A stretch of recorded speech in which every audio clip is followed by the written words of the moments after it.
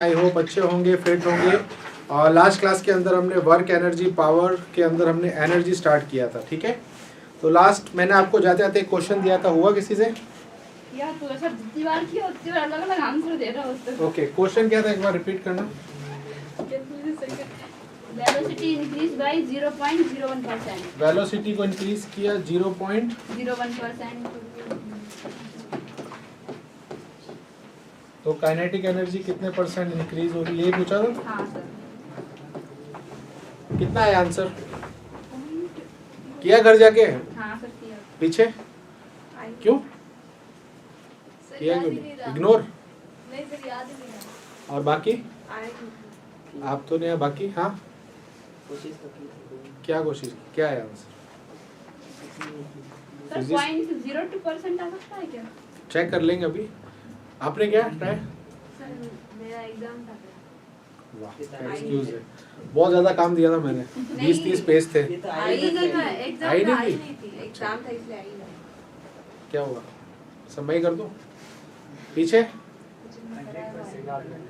याद ही नहीं रहा, कॉपी खोली नहीं घर जाके, ऐसे कैसे होगा बताओ सिलेक्शन? सब मैं ही कर देता हूँ फिर। चलो कितना आएगा देखो, ट्राई करते हैं।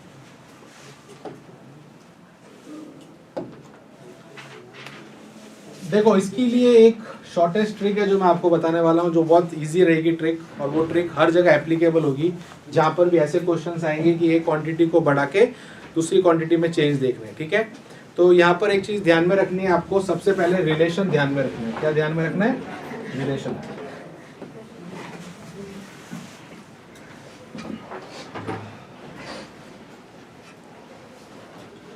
अब पीछे बातें नहीं होगी, ठीक है। ये आगे आ जाओ ना, 2 जने।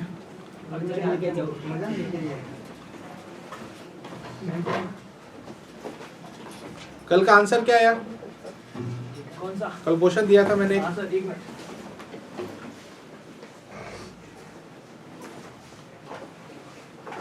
जो कल का लाया था हमको बताओ आंसर क्या है इसका। क्वेश्चन दिया था 0.01% वेलोसिटी बढ़ाएं तो काइनेटिक एनर्जी कितने परसेंट बढ़ेगी? हाँ सर, दिया था।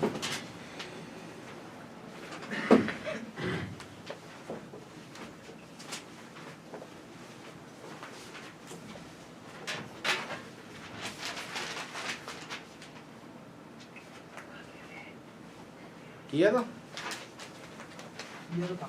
फिर नहीं किया आपने? क्यों, क्या हुआ? तो ज़्यादा मुश्किल दे दिया। सीरियस कब हो गए तुम सब? मैं तो बस ही रेयर क्वेश्चन देता हूँ, एक ही दिया था तो भी जस्ट चेक करने के लिए, आप करते भी नहीं करते हो। चलो देखो इसमें, अब देखो रिलेशन आपको सबसे पहले पता होना चाहिए। ट्रिक आपको बता रहा हूँ, अगर आप उसको 100 वाली ट्रिक से करोगे तो बहुत ज़्यादा कॉम्प्लिकेट हो जाएगा। रीज़न बीइंग, आप 100 लोगे, फिर 100 में आप इंक्रीज करोगे, फिर आप उसका रूट करोगे या स्क्वायर करोगे तो बहुत टाइम लगेगा। तो सिंपल सी ट्रिक है जो बता रहा हूँ, और ये हर जगह काम आने वाली है। ट्रिक क्या है? सबसे पहले रिलेशन लिखो। रिलेशन मतलब इन दोनों का रिलेशन क्या है। तो हमें पता है काइनेटिक एनर्जी V के क्या है? स्क्वायर है। तो ये अगर आपको नहीं पता तो आप इसको आगे नहीं कर सकते। तो आपको रिलेशन तो पता होना चाहिए कि काइनेटिक एनर्जी और वेलोसिटी में क्या है, ठीक है। This is your first step. Second step बहुत इंपॉर्टेंट है कि चेंज किस में हो रहा है। किस में चेंज हो रहा है? वेलोसिटी में या काइनेटिक में? वेलोसिटी में चेंज हो रहा है ना, किस में बदलाव कर रहे हैं हम? तो सेकंड चीज होती है कि आइडेंटिफाई करो चेंज किस क्वांटिटी में हो रहा है, क्योंकि एक में तो आपका चेंज हो रहा है, एक आपको निकालनी है। तो जिसमें चेंज हो रहा है ना, उसकी पावर देखनी है। क्या करनी है? उसकी पावर देखनी है। अब आप बोलोगे सर पावर 1 भी हो सकती है, 3 भी हो सकती है, 2 भी हो सकती है, इट्स ओके। बट पावर कैसे देखनी है कि सामने वाली जो क्वांटिटी है इसके, उसके पास कोई पावर नहीं होनी चाहिए, मतलब उसकी पावर 1 होनी चाहिए। वापस समझ लो मैं क्या कह रहा हूँ। आपको इसकी पावर देखनी है जिसमें चेंज हो रहा है, बट वो पावर देखनी है जब सामने वाले के पास पावर कितनी हो? 1 हो। मैं एग्जांपल देता हूँ। एक रिलेशन है A² directly proportional to BQ। एक एग्जांपल दे रहा हूँ जिसमें मैं कह रहा हूँ कि B को हम चेंज कर रहे हैं। किसको कर रहे हैं? तो आपको B की पावर 3 नहीं लेनी है, आपको B की पावर ऐसे करनी है कि सामने पावर कितनी हो जाए? 1। तो क्या करोगे? दोनों को डिवाइड कर देता हूँ 2 से। तो जब मैं 2 से डिवाइड करूंगा तो बेसिकली यहाँ पर 1 हो जाएगा और ये क्या बन जाएगा? तो पावर कितनी लेनी है? 3/2। क्या लेनी है? तो ट्रिक क्या है? ऑब्वियसली अब यहाँ तो आपको पता नहीं चलेगा बिकॉज सामने 1 है, बट अगर 1 नहीं होता तो जो भी उधर पावर है उसको इसके नीचे डिवाइड कर देना। हम चाहते क्या है? सामने वाले के पास पावर कितनी हो? 1 हो। अब सेकंड स्टेप तो ये हो गया। थर्ड स्टेप आता है जब हमने पावर देख ली जिसमें चेंज हो रहा है। अब ये बहुत सिंपल सा स्टेप है, पावर को मल्टीप्लाई कर दो परसेंटेज के साथ, आपको आंसर मिल जाएगा। That's it. अब यहाँ पावर क्या है इसकी? अब इस सिनेरियो में तो 2 ही है, सो 2 को किससे मल्टीप्लाई करना है? तो कितना आ रहा है? सॉरी, तो ये हो गया 2/100, 0.02 आया ना सर, बट टाइम लगा होगा, है ना? कैलकुलेशन लॉन्ग है और ये कह रहा हूँ आपको बहुत शॉर्टेस्ट ट्रिक है, तो इसको बहुत अच्छे से याद रखना। अब देखो यहाँ पर एक जो चीज मैंने आपको बताई है, पावर को मल्टीप्लाई करना है परसेंटेज से, बट ये आपको ये नहीं बताएगा कि वो चीज बढ़ रही है कि घट रही है। वो आपको कैसे पता चलेगा? रिलेशन से। वो तो आपको पता ही है, अगर v बढ़ेगा तो k बढ़ेगा, v घटेगा तो k घटेगा। अगर यही सेम क्वेश्चन होता है कि v को हमने 0.01% कम किया तो k कितना परसेंट कम होगा? सेम यही होगा, ठीक है। अब इसमें मैं आपको एक और क्वेश्चन देता हूं ताकि आपको थोड़ा सा और ये क्लियर हो जाए। अब क्वेश्चन अच्छे से सुनना। क्वेश्चन है काइनेटिक एनर्जी को 0.05% कम किया तो बताओ वेलोसिटी कितने परसेंट कम होगी? सोच समझ के। आपको क्या बताना है कि अगर हमने काइनेटिक एनर्जी को 0.05% कम किया तो वेलोसिटी कितने परसेंट कम होगी? ट्रिक क्या है? रिलेशन लिखो। सेकंड क्या होता है? चेंज किस में हो रहा है? तो इसकी पावर देखनी है, बट सामने वाले के पास 1 होनी चाहिए पावर। 1 होने का मतलब इसको मैं ऐसे भी लिख सकता हूं, करेक्ट। अब आप क्या करोगे? पावर को multiply, this is your answer. इससे शॉर्टेस्ट ट्रिक नहीं होगी, इसलिए मैं आपको बता रहा हूं ये एप्लीकेबल तब करना जब बहुत छोटी पावर में चेंज हो। उस समय 100 वाली ट्रिक काम नहीं करेगी बिकॉज यहाँ पर कैलकुलेशन बहुत मुश्किल हो जाएगी। इसका करेक्ट आंसर क्या आएगा? ये 100 हो गया, ये 1, ये 20, 1/40 कितना होता है? 1/40 0.002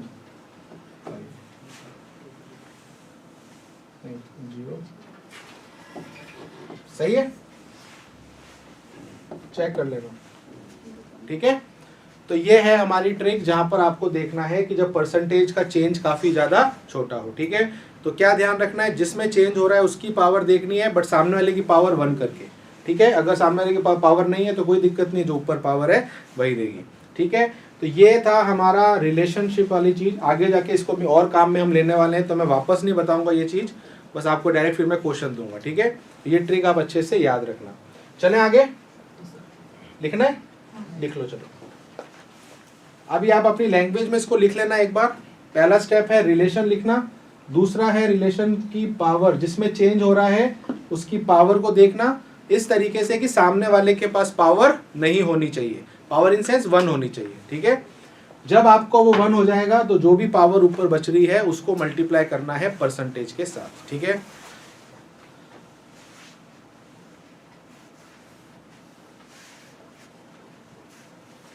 ये टेस्टेड ट्रिक है, तो डोंट वरी।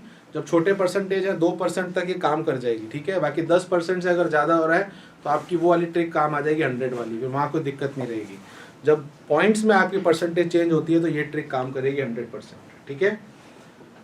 चले आगे, ओके। अभी आगे वापस आएंगी ये चीज़ें, ओके। तो हमने कल पढ़ी थी कौन सी energy? Kinetic energy. So second energy will be are potential. क्या होती है पोटेंशियल? स्थितिज ऊर्जा, पोटेंशियल एनर्जी। अब ये एनर्जी किसकी वजह से आती है? काइनेटिक एनर्जी किसकी वजह से आती है? Due to motion. मोशन मतलब वेलोसिटी। कोई चीज अगर चलेगी तो वो एनर्जी आएगी, बट ये वाली एनर्जी किसकी वजह से आती है? पोजीशन। किसकी वजह से? पोजीशन, यानी कि स्थिति। अब कौन सी पोजीशन? Basically height. क्या? हाइट। आपने देखा होगा कि अगर हम किसी चीज को ग्राउंड से उठाकर h हाइट पर लेके जाते हैं तो इसमें एक तरीके की एनर्जी स्टोर हो जाती है। क्या हो जाती है? एनर्जी स्टोर हो जाती है, और ये जो एनर्जी होती है इसी को पोटेंशियल एनर्जी कहा जाता है। तो आपने इसकी पोजीशन चेंज करी, दैट मीन्स आपने इसकी हाइट चेंज करी, तो इस हाइट की वजह से इसके अंदर एक एनर्जी स्टोर्ड हो गई है। तो ये एनर्जी जो रहती है ना, ये स्टोर्ड एनर्जी भी कहते हैं। स्टोर्ड एनर्जी, ये आपकी एनर्जी उसके अंदर स्टोर रहती है, आपको दिखेगी तब जब आप इसको किसी और में बदलोगे। आपको कहते हैं कि एक पत्थर को हम हाइट पे लेके गए और उसको हमने छोड़ा, जस्ट छोड़ा है, फेंका भी नहीं, तो क्या होता है, तो वो स्पीड से नीचे आता है। इसका मतलब क्या है, उसके पास वो एनर्जी कहाँ से आई कि उसमें वो स्पीड आ गई। तो वो एनर्जी तब आई जब हम उसको हाइट पे लेके गए, तो हमने वर्क किया, हमने एनर्जी उसको दी ना, वो एनर्जी उसमें स्टोर्ड हो गई, और वो स्टोर्ड एनर्जी बाद में काइनेटिक एनर्जी में बदल गई। तो पोटेंशियल एनर्जी किसकी वजह से आती है, जब आप उसको हाइट पे लेके जाते हो। अभी आपने आप तो हाइट पे जाएगा नहीं, आपने इस पे वर्क किया है, आपने इसको अपनी एनर्जी दी है, वो एनर्जी इसके अंदर क्या हो गई, स्टोर हो गई, और वो स्टोर्ड एनर्जी को हम क्या बोलते हैं, पोटेंशियल एनर्जी। एक सिंपल सा एग्जांपल देता हूँ, स्प्रिंग को खींच के रखा हुआ है, अब जब स्प्रिंग को छोड़ता हूँ तो स्प्रिंग बहुत स्पीड से जाती है। अभी जब आपने उसको खींचा तो आपने इसमें वर्क किया, उसको एनर्जी दी, जैसे आपने स्प्रिंग को खींचा तो आपने उसकी हाइट बढ़ा दी, लेंथ बढ़ा दी, और वो लेंथ जब जैसे आप उसको रिलीज करोगे तो वो स्टोर्ड एनर्जी किस में बदल जाएगी, काइनेटिक एनर्जी में। ठीक है, स्प्रिंग का केस हम अलग से पढ़ेंगे, वो ज़्यादा इंपॉर्टेंट है, बट ये हमारी मैकेनिकल पोटेंशियल एनर्जी है जो हम मोशन में पढ़ते हैं। ठीक है, अब यहाँ से इसका फॉर्मूला क्या आएगा, किसी को याद है, mgh। तो पोटेंशियल एनर्जी का फॉर्मूला क्या होता है, mgh, जहां पर m क्या है, मास, द्रव्यमान, g क्या होता है, एक्सेलरेशन ड्यू टू ग्रेविटी, जिसकी वैल्यू फिक्स होती है 9.8 अगर सरफेस पे है तो, h क्या है, हाइट। तो ज्यादातर जो मेन चीज है वो हाइट है, तो हम कह सकते हैं potential energy is directly proportional to height. Height जितना आप बढ़ाते चलोगे उतनी एनर्जी बढ़ती चलेगी, यानी कि जितना आप उसको ग्राउंड से ऊपर लेके जाते जाओगे उसमें वो एनर्जी का जो अमाउंट है वो बढ़ता जाएगा। और सीधी सी बात है, अगर आप एक बिल्डिंग की हाइट को बढ़ाते जाओगे और वहाँ से किसी चीज़ को अगर ड्रॉप करोगे तो उसमें उतनी ज़्यादा वो काइनेटिक एनर्जी प्रोड्यूस कर सकता है, बिकॉज उसमें वो एनर्जी ज़्यादा स्टोर्ड है। तो हाइट से ये वाली एनर्जी आती है। ठीक है, अच्छा एक चीज़, एनर्जी कोई भी हो उसकी यूनिट हमेशा क्या रहती है, joule. So don't get confuse कि एनर्जी अलग है तो यूनिट भी अलग अलग होगी, नहीं, एनर्जी की सबकी यूनिट सेम है, क्या है, जूल, और डायमेंशन भी सेम है, क्या होती है, m/L2T-2, जो वर्क की होती है, इसकी होती है।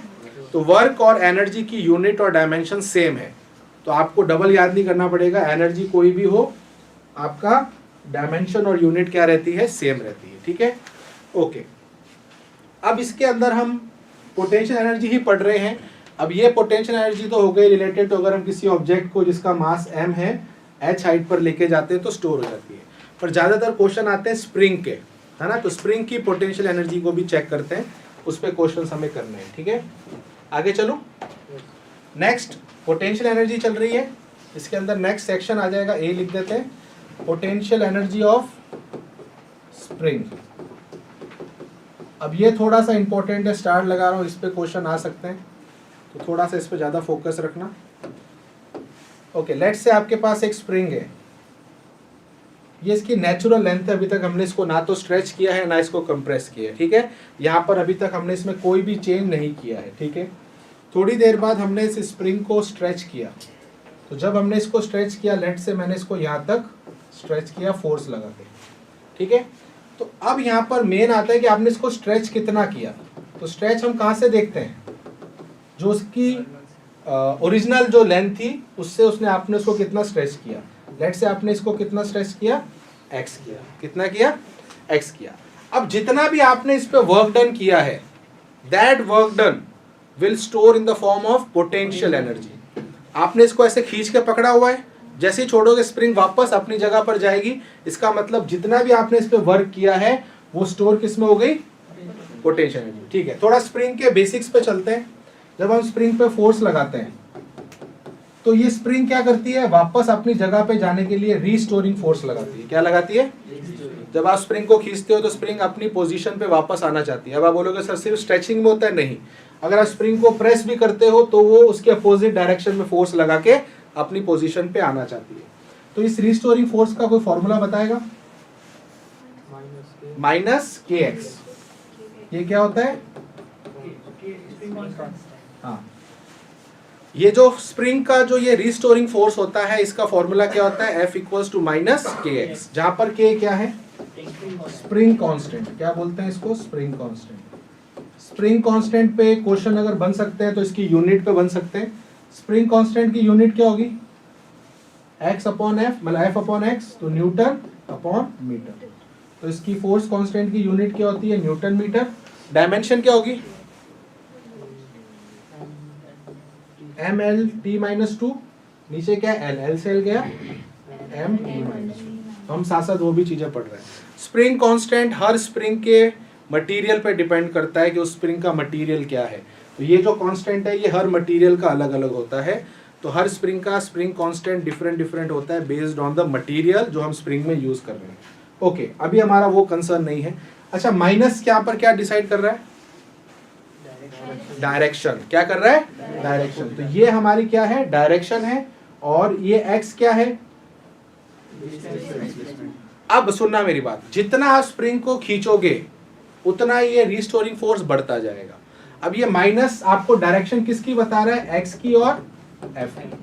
तो रिस्टोरिंग फोर्स और डिस्प्लेसमेंट हमेशा एक दूसरे के अपोजिट होते हैं। अब यहीं पर सबसे ज्यादा बच्चे गलती क्या करते हैं, वो इस फोर्स को ये वाला फोर्स समझ रहे जो हम लगा रहे हैं। नहीं, ये वो फोर्स नहीं है जो हम लगा रहे हैं, ये वो फोर्स है जो स्प्रिंग वापस लगा रही है।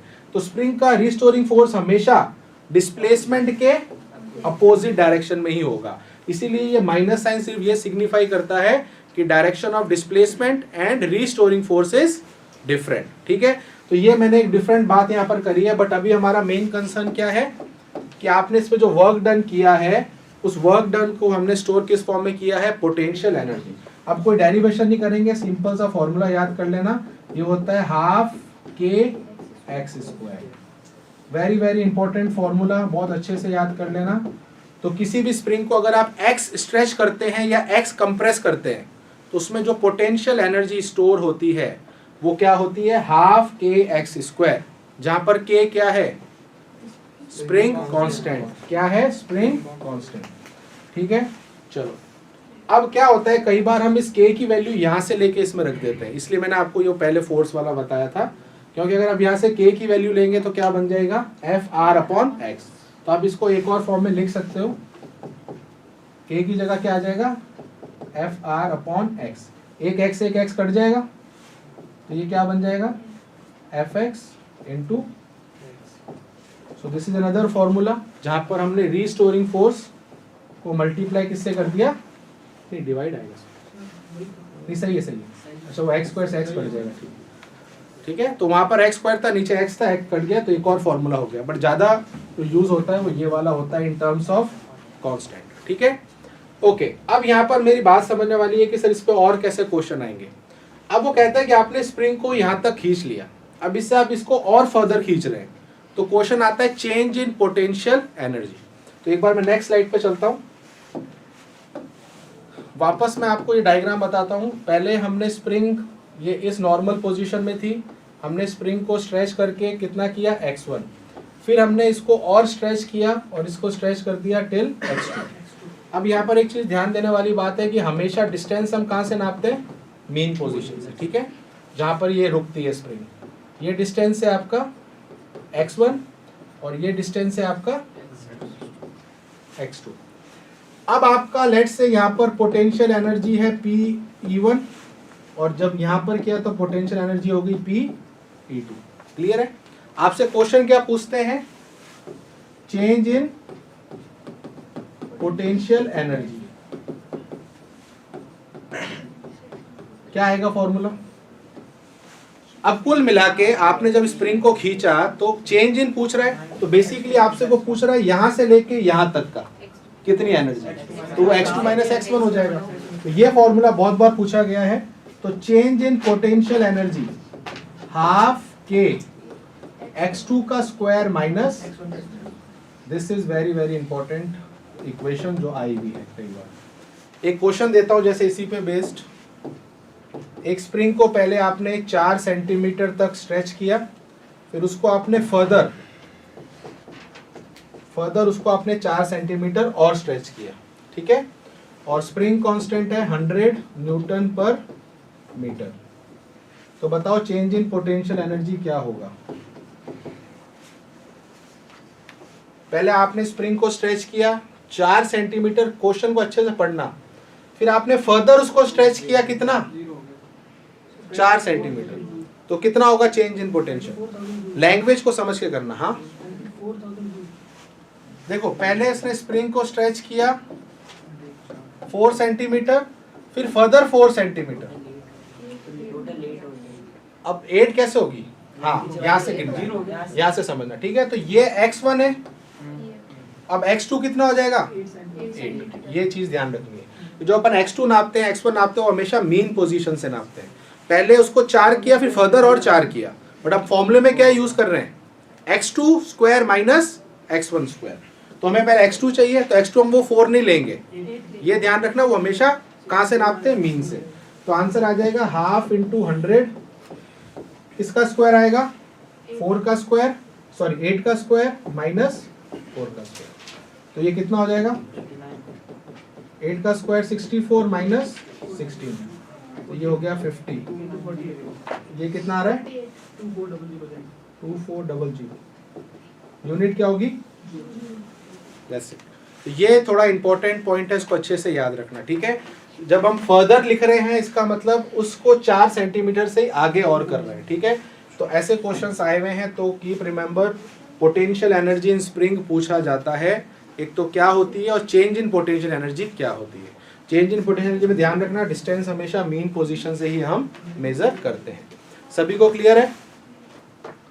ओके। अब वो बोलेगा सर कंप्रेस करेंगे तो क्या होगा, तो सेम केस है, बस फर्क इसमें यह है कि अब इसको हम प्रेस कर रहे हैं पहले x1 फिर कर रहे हैं x2, तो अब वो बात वही है कि वो वापस पीछे जाना चाहेगा।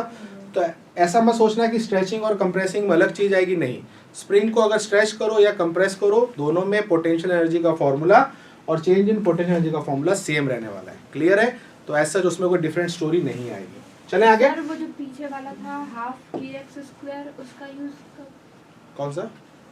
ये वाला? ऊपर वाला ये। हाँ जिसका सिंपल अगर निकालनी हो, एक स्प्रिंग को मैंने 4 सेंटीमीटर स्ट्रेच किया तो कितनी पोटेंशियल एनर्जी उसमें जनरेट हुई या कितनी एनर्जी स्टोर हुई, तो सीधा ये फॉर्मूला लगा दो। वो तो था चेंज कितना हुआ। अच्छा, इसको करने का एक और तरीका था, पहले P1 निकाल दो फिर P2 निकाल दो, बात तो वही है, फिर दोनों को घटा दो, और उसमें भी आपको पहले 8 करना पड़ेगा और उसमें करना पड़ेगा 4। एक साइड बीच में। हाँ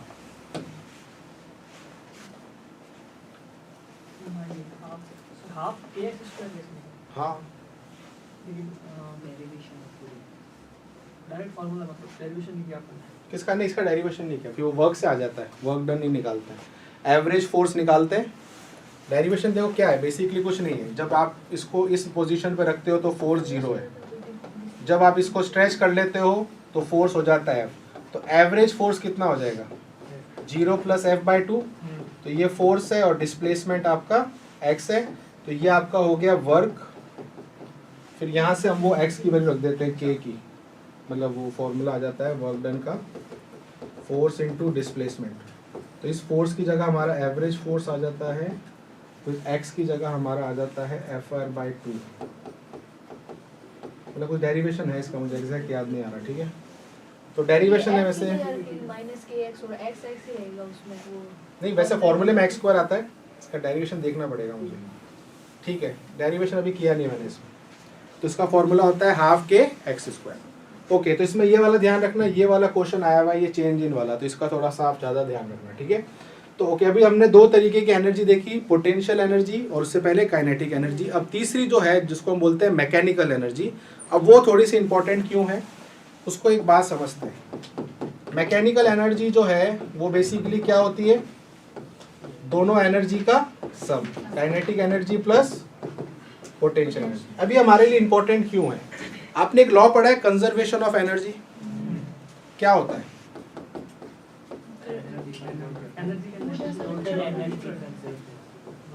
कंजर्वेशन ऑफ उसमें क्या एनर्जी होता है, जब किसी को वृत्ताकार पथ पर घुमाते हैं तो कार्य शून्य हो जाता है। नहीं, कार्य का इसमें कुछ लेना देना नहीं है। सर एनर्जी क्या ये सिंपल से अपन पढ़ते आ रहे हैं definition, energy can neither be created nor be destroyed but it can be transfer from one form to another form. चलो ये तो हो गई इसकी लैंग्वेज कि ऊर्जा को ना तो बनाया जा सकता है नष्ट किया जाता है, बस एक फॉर्म से दूसरे फॉर्म में बदला जाता है। अब यहाँ पर एनर्जी कंजर्वेशन में अगर आप थोड़ा सा और समझे तो कंजर्वेशन का मतलब होता है कोई चीज का कांस्टेंट रहना। अकॉर्डिंग टू दिस लॉ इस यूनिवर्स में जितनी एनर्जी है वो कांस्टेंट है। फॉर एग्जांपल इस यूनिवर्स में समझ लो 1000 जूल एनर्जी है, तो वो 1000 जूल ही रहेगी, बस एक फॉर्म से वो दूसरे फॉर्म में बदलेगी। एग्जांपल देता हूँ आपको, इस रूम में फॉर एग्जांपल 100 जूल एनर्जी आई, ठीक है, इस रूम के अंदर।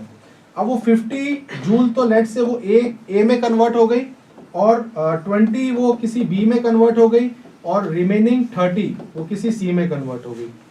तो आप यहाँ पर क्या देख रहे हैं कि हर एनर्जी का जो सम है वो तो फिक्स है, जो बाहर से आई थी 100, ऑल्दो वो एनर्जी 50 है, 20 है, 30 है, वो तो अलग अलग है, बट कंजर्वेशन किसका हुआ है? Total energy. अब यहाँ पर ये इंपॉर्टेंट क्यों है, इसलिए बात समझना मेरी। क्या मैं इसको ऐसे बोल सकता हूँ kinetic energy is always conserved, potential energy is always conserved? नहीं, ये तो बदलती है ना। अगर आप कंजर्व किसी के साथ लिख रहे हो, इसका मतलब वो चीज कभी बदलती नहीं है। कंजर्वेशन का मतलब होता है कांस्टेंट होना, इसकी वैल्यू बदले ना, जितनी है उतनी ही रहेगी। तो अगर आप ऐसे बोलते हो कि एनर्जी कंजर्वेशन, तो क्या वो सबके लिए एनर्जी के लिए होता है क्या? इम्प्लीकेट नहीं, वो सिर्फ और सिर्फ टोटल एनर्जी के लिए होता है। मैं आपको एक बहुत सिंपल सा एग्जांपल देता हूँ। यहाँ पर ही आपने एक ऑब्जेक्ट को नीचे से ऊपर फेंका, आपने जब इसको फेंका, इसकी वेलोसिटी थी लेट से, आपने इसको ऊपर थ्रो किया, काइनेटिक एनर्जी आपने करी 100 जूल। तो आपने 100 जूल से किसी ऑब्जेक्ट को नीचे से ऊपर थ्रो किया। अब बताओ क्या होता है? जैसे जैसे ये ऊपर जाता है स्पीड कम होती है, स्पीड कम होगी तो काइनेटिक एनर्जी कम होगी। लेट से ये मिडल में आ जाता है, तो यहाँ पर इसकी काइनेटिक एनर्जी हो गई लेट से 50 जूल, कितनी हो गई? और जब ये टॉप पे चला जाता है तो रुक जाता है, तो काइनेटिक एनर्जी क्या हो गई? 0। तो आप एक चीज नोट कर रहे हैं कि काइनेटिक एनर्जी तो बदल रही है, हर पॉइंट पर चेंज हो रही है। तो इसका मतलब ये तो कंजर्व है नहीं। कंजर्वेशन का मतलब ही ये है कि जब वो चीज सेम रहे, ना तो वो बढ़े ना वो कम हो, जितनी है उतनी ही रहे। अब दूसरा पॉइंट आप यहाँ पर देखो, जब मैंने डेफिनेशन बोली थी एक फॉर्म से, अब हुआ क्या इस पॉइंट पर? अगर मैं बोलता हूं व्हाट इज टोटल एनर्जी, अच्छा इस पॉइंट पे मुझे बताओ पोटेंशियल एनर्जी कितनी है? सरफेस पे है, हाइट है ही नहीं, तो टोटल एनर्जी के प्लस पी, तो ये भी 100 जूल है। अब ये जो टोटल एनर्जी 100 जूल है ना, अब ये हर पॉइंट पर सेम रहेगी। कैसे? लेट से आप यहाँ मिडल आ गए कहीं पर, जहां पर काइनेटिक एनर्जी कितनी हो गई? अब जैसे जैसे आप ऊपर जाओगे काइनेटिक एनर्जी घट रही है, बट घटने का मतलब है कि जो उसका अमाउंट जिसमें से जा रहा है वो कहाँ जा रहा है? वो पोटेंशियल एनर्जी को बढ़ा रहा है। तो होता क्या है कि जितनी काइनेटिक एनर्जी गिर रही है वो पोटेंशियल एनर्जी बढ़ रही है। तो इस पॉइंट पर आके आपकी काइनेटिक एनर्जी 50 तो हो गई, बट पोटेंशियल एनर्जी भी कितनी हो गई? 50। ये तो बढ़ गई ना, 0 से 50 हो गई। इस पॉइंट पर क्या होता है? हाईएस्ट पॉइंट पर पहुंच गया तो काइनेटिक एनर्जी 0, मतलब वो पूरा का पूरा 100 जूल किसकी तरफ चला गया? पोटेंशियल। अब आप कहीं पर भी ऐड कर लो, टोटल हमेशा कितना रहेगा? फॉर एग्जाम्पल बीच में कहीं पॉइंट ले लेते हैं, यहाँ पर लेट से काइनेटिक एनर्जी मेरी 60 जूल है, तो इसका मतलब क्या है कि पोटेंशियल एनर्जी कितनी है? 40 जूल। अच्छा वापस नीचे आ रहा है ये पत्थर, है ना, फॉर एग्जाम्पल वापस नीचे आ रहा है। अब क्या होगा? हाइट धीरे धीरे कम हो रही है बट स्पीड बढ़ रही है, तो वापस वो कन्वर्जन स्टार्ट हो जाएगा। अब पोटेंशियल एनर्जी घटना स्टार्ट हो जाएगी, काइनेटिक एनर्जी बढ़ना स्टार्ट हो जाएगी, बट किसी भी पॉइंट पर दोनों का सम हमेशा 100 जूल ही रहेगा। पॉइंट समझ में आ गया? तो कंजर्वेशन ऑफ एनर्जी किसका होता है? वापस नीचे आते हैं पोटेंशियल एनर्जी डिक्रीज होती है। हाँ, माना कि अपन ने बॉल फेंका, हाँ, ऊपर जाते जाते काइनेटिक एनर्जी डिक्रीज हो गई, हाँ, डिक्रीज हो गई और 0 हो गई, हाँ, फिर वापस बढ़नी स्टार्ट हो जाएगी। नीचे आई अपने हाथों में आ गई, तो बॉल के पास काइनेटिक एनर्जी होगी हाँ, आने के बाद भी। हाँ, तो बॉल स्पीड से आती है ना नीचे, लेकिन अपन ने कैच कर लिया मान लो, हाँ, तो क्या उसके बाद उसके अंदर काइनेटिक एनर्जी रहेगी? नहीं, फिर वो अपन ने कैच कर लिया तो उसका जो भी इम्पैक्ट है वो अपनी बॉडी ने लिया है, तो वो हीट में कन्वर्ट होता है, साउंड में कन्वर्ट होता है। एनर्जी कभी भी नष्ट नहीं होती, वेस्ट नहीं होती, वो किसी किसी फॉर्म में बदल जाती है। आज कोलिजन होता है, टक्कर होती है, तो आपको उस टक्कर की आवाज़ भी आती है ना, साउंड एनर्जी। अगर आप बोल रहे हो कि पूरी की पूरी काइनेटिक एनर्जी लॉस्ट हो गई, इसका मतलब नष्ट हो गई, इसका मतलब किसी फॉर्म में नहीं बदली। अब जब आपके हाथ में वो बॉल आई है तो इम्पैक्ट पड़ा है, इम्पैक्ट पड़ा तो आपकी हो सकता है हीट जनरेट हुई है, साउंड जनरेट हुई है, तो उसमें कन्वर्ट हो गई है। तो वो जब नीचे आएगी तो वो पूरी की पूरी काइनेटिक एनर्जी उतनी हो जाएगी जितनी गई थी। अगर 100 से गई थी तो वापस यहाँ पर कितनी हो जाएगी? 100। इस पॉइंट पर पोटेंशियल 100 और वो 0, तो वो चलता जाएगा। पॉइंट से मेरा यहाँ पर ये है कि कंजर्वेशन ना तो इसका हो रहा है ना ही इसका हो रहा है, तो एक एनर्जी का कभी भी कंजर्वेशन नहीं होता है, वो तो बदल सकती है, बट किसका कंजर्वेशन होता है? टोटल एनर्जी का। किसका होता है? तो इसीलिए कंजर्वेशन जो होता है इसका हम ध्यान रखना, किसका हम करते हैं हमेशा? टोटल एनर्जी, यानी कि अभी इस कंडीशन में हम इसको क्या बोलते हैं? Mechanical energy. तो इस पढ़ने का सिर्फ एक ही मेन पॉइंट होता है आपको ये समझाना कि जो कंजर्वेशन होता है वो हमेशा टोटल एनर्जी का होता है, ना कि पर्टिकुलर एनर्जीज का होता है। अगर कंजर्वेशन होता है एक एक एनर्जी का तो फिर वो बदलती नहीं। अगर वो 40 है तो वो हमेशा 40 रहती, जो पॉसिबल नहीं है। अगर आपने वेलोसिटी बदल दी तो वो बदल गई। अच्छा, वेलोसिटी अगर समझ लो आप चल रहे हो स्पीड से 60, तो आपकी स्पीड अगर 40 हो गई तो काइनेटिक एनर्जी घट गई। अब आप बोलोगे सर वो जो घट गई है 20 जूल वो कहाँ गई?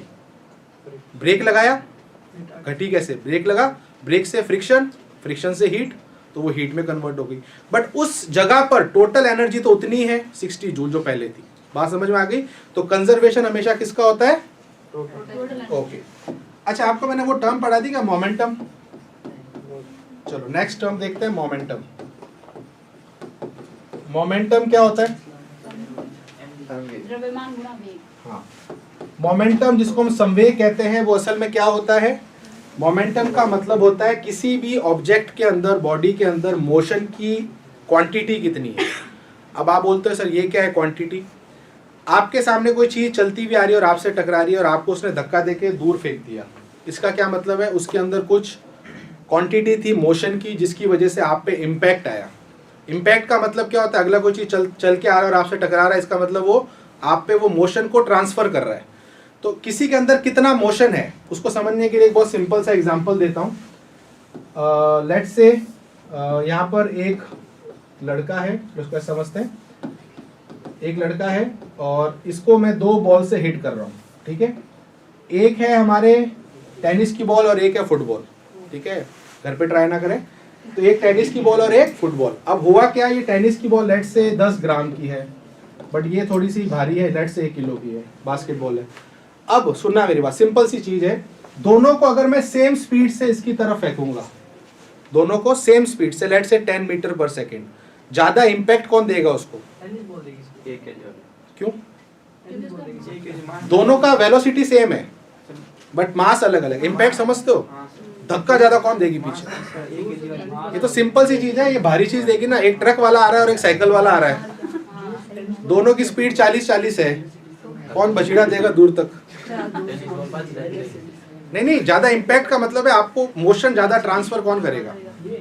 बास्केटबॉल। तो ये अभी बेसिक आपने यहाँ पर दिमाग लगाया कि मास सेम है, अलग अलग है, बट वेलोसिटी क्या है? सेम है। तो जिसका मास ज्यादा उसमें ज्यादा इंपैक्ट क्रिएट करने की प्रोबेबिलिटी। चलो सेकंड केस। अब मैं कहता हूं दोनों मैंने बास्केटबॉल ले ली, अब चेंज क्या किया, इसको मैंने फेंका 10 से बट इसको फेंका 20 से। अब कौन ज्यादा इंपैक्ट क्रिएट करेगा? सिंपल सी चीज है, ये भी आपको पता लग गया कि जब मास सेम होता है तो हम किसको देख रहे हैं? अब तीसरा केस जहां पर ये मोमेंटम कहता है भाई मेरी क्या जरूरत है, अगर आपको सब आता ही है तो मेरा यहाँ पर क्या मतलब? अब यहाँ पर मतलब है, अब आपके पास एक टेनिस बॉल है और एक बास्केटबॉल है, बट अब फर्क क्या है? चलो ये तो मान लिया कि 10 ग्राम है और ये 1 किलो है, पर अब स्पीड में काफी फर्क है। ये 1000 की स्पीड में जा रही है और ये लेट से जा रही है 200। अब आप यहाँ पर अंदाजा नहीं लगा सकते क्योंकि मास भी बदल गया, वेलोसिटी भी बदल गई। जब इनमें से एक कांस्टेंट हो रहा तो आप आसानी से बता रहे थे, अब यहाँ पर भी आप बता दोगे, बट वो एक क्या होगा? जस्ट एक तुक्का है या आपको लगता है ऐसा होगा, बट अभी तो मैंने चलो बहुत क्लियर डेटा लिया, आपको चलो पता भी चल जाए, बट अगर थोड़ा पॉइंट में आ जाए तो आप कैसे बताओगे? तो पॉइंट यहाँ पर ये है कि यहाँ फिर मोमेंटम हेल्प करता है। तो मोमेंटम क्या बोलता है कि जो अमाउंट ऑफ मोशन होता है वो दोनों पे डिपेंड करता है, मास पे और वेलोसिटी पे। तो सीधा वो कह रहा है प्रोडक्ट कर दो, तो जिसका वो प्रोडक्ट ज्यादा उसमें वो अमाउंट ऑफ मोशन ज्यादा। इसे आप इसमें भी अप्लाई कर सकते हो ना। इसमें आपने 10 ग्राम लिया, ये कितना है? 1000 ग्राम। तो 10 ग्राम इंटू 10, पहले हमने 10 से फेंका था, तो आप मल्टीप्लाई करो कितना आ गया? 100। और यहाँ कितना आ गया? 10,000। तो आपने सही गैस किया था पहले। इसमें देखो दोनों ही आपके कितने हैं? 1000 ग्राम है। यहाँ इसको 10 से फेंका तो कितना आया? 10,000। इसको फेंका तो वहां भी आपने सही गैस किया। अब यहाँ पर आपको गैस करने की जरूरत नहीं है, सीधा प्रोडक्ट निकालो। इसका प्रोडक्ट कितना आएगा? 10,000। इसका कितना आएगा? ये 1000 इंटू 20 200 कितना हो गया? तो ये ज़्यादा आ गया ना इम्पैक्ट। तो यहाँ पर मैंने उसको कोई गैस नहीं किया है, बस मैंने आपको एक आइडिया बताया है जस्ट एक एग्जांपल से कि मोमेंटम की असल में नीड क्या है। तो मोमेंटम आपको ये बताता है कोई चीज़ अगर चल रही है तो वो किसी में मोशन अगर ट्रांसफ़र करती है तो कितना ज़्यादा वो करेगी, कितना कम करेगी। तो इसीलिए मोमेंटम हमें क्या बताता है, अमाउंट ऑफ मोशन, मोशन की मात्रा है ना, उसमें जो मोशन है, गति है, उसकी कितना अमाउंट है वो हमें मोमेंटम बताता है। मोमेंटम को किससे डिनोट करते हैं, P से। इसका फॉर्मूला होता है mv। अब ऑब्वियसली बात है, तो ये वेक्टर क्वांटिटी है, तो वेक्टर क्वांटिटी है तो किसकी वजह से वेक्टर बन रही है, v के साथ, तो कोई दिक्कत ही नहीं है। तो जो डायरेक्शन v की होगी, डायरेक्शन सेम एज v, तो जो डायरेक्शन v की होगी वही डायरेक्शन मोमेंटम की होगी, तो इसमें कोई दिक्कत की बात भी नहीं है। ठीक है, m क्या है, मास है, v आपका मोमेंटम है, तो ये कोई बड़ी बात नहीं है। चलिए इसमें इसकी यूनिट क्या है, kg मीटर पर सेकंड। अब एक और यूनिट हम इसकी लिखते हैं, न्यूटन का सेकंड लॉ याद है क्या था, force is equals to rate of change in momentum. Momentum में जितना चेंज होगा इसका मतलब वहां फोर्स है। तो हमने वहां पर फॉर्मूला पढ़ा था F equals to change in momentum upon time, correct. अब वहां पर चेंज इन मोमेंटम है, बट यूनिट के हिसाब से देखें तो है तो वो मोमेंटम ही। तो वहां से मोमेंटम का फॉर्मूला क्या निकल रहा है, फोर्स इंटू टाइम। तो यहाँ से एक और यूनिट क्या आती है, न्यूटन सेकेंड, जो ज्यादातर यूज होती है ना। बाकी kg मीटर पर second is also correct, but Newton second is also another unit. Okay, dimension यहां से निकल जाएगी m/l/t माइनस। तो ये इसकी यूनिट है और ये इसकी डायमेंशन है, नथिंग सो स्पेशल। कैसी क्वांटिटी है, वेक्टर क्वांटिटी है, फॉर्मूला क्या है mv। दोनों पे डिपेंड करता है, मास और वेलोसिटी पे। इसकी डायरेक्शन वही होती है जो वेलोसिटी की होती है। अगर बॉडी रेस्ट पर है तो उसके पास मोमेंटम नहीं है। मास कभी भी जीरो नहीं हो सकता। क्या चीज जीरो हो सकती है, वेलोसिटी। तो वेलोसिटी जीरो का मतलब बॉडी रेस्ट पे। तो मोमेंटम जीरो कब होगा, जब वेलोसिटी होगी नहीं, यानी कि रेस्ट पर होगा। आगे चलूं, अब इसी से मिलती जुलती एक और क्वांटिटी, इसको हम इम्पल्स बोलते हैं। इम्पल्स क्या होता है, आवेग। एनीवन, इम्पल्स क्या होता है, इम्पल्स इंग्लिश में क्या होता है इसका मीनिंग। इम्पल्स इंग्लिश में भी वर्ड यूज होता है ना, वैसे मोमेंटम भी यूज होता है, इम्पल्स भी यूज होता है, इंग्लिश के वर्ड है वो कैब, क्विक रिएक्शन। इम्पल्स का मतलब बहुत ही फटाफट कोई चीज है ना। इम्पल्सिव कहते हैं ना, इम्पल्सिव रिएक्शन, बिना सोचे समझे बोल देना। तो इम्पल्स का मतलब यहाँ पर फिजिक्स में क्या है कि कम टाइम के अंदर बहुत ज्यादा फोर्स का लगना, तो अगले को पता ही नहीं चला क्या हुआ। जैसे कि बॉल आई, आपने उसको बैट से हिट किया, तो विद इन अ सेकेंड आपने उस बॉल को बहुत ज्यादा फोर्स दिया। फुटबॉल को किक करना, दैट इज ऑल्सो इम्पल्स। आपने बहुत ही कम समय में बहुत सारा फोर्स उस फुटबॉल को दे दिया। सो ये सब होता है इम्पल्स। तो अगर अपन इम्पल्स को यहाँ पर देखें तो ये दो चीज़ों पे डिपेंड करता है, एक तो फोर्स पे और एक टाइम पे। अब बस ये ध्यान रखना है कि यहाँ फोर्स बहुत ज़्यादा होता है तो उसको बोल सकते हैं मैक्सिमम फोर्स होता है, और टाइम बहुत मिनिमम होता है, बहुत कम टाइम में बहुत ज़्यादा फोर्स। तो इसीलिए हम इसका फॉर्मूला क्या लिखते हैं, तो इम्पल्स को हम रिप्रेजेंट कैसे करते हैं, एनीवन, जे। हमें लगता है आई से इसको करते नहीं, आई होता है मूवमेंट ऑफ इनर्शिया, जड़त्व गुण, आगे जाके पढ़ेंगे। इम्पल्स को डिनोट किया जाता है जे से, तो जे होता है फोर्स इनटू डेल्टा टी। अच्छा, डेल्टा टी क्यों लिखा, स्मॉलर टाइम है, डेल्टा टी का मतलब छोटा टाइम है ना, टाइम का बहुत कम ड्यूरेशन। तो ये होता है हमारा इम्पल्स। अब आप देख सकते हो हमने जो सेकंड लॉ पढ़ा था, F is equals to change in momentum upon change in time, Newton का सेकंड लॉ। यहाँ से अगर मैं इसको इसमें यहाँ ट्रांसफर करूं तो force into change in time किसके बराबर हो गया, चेंज इन मोमेंटम।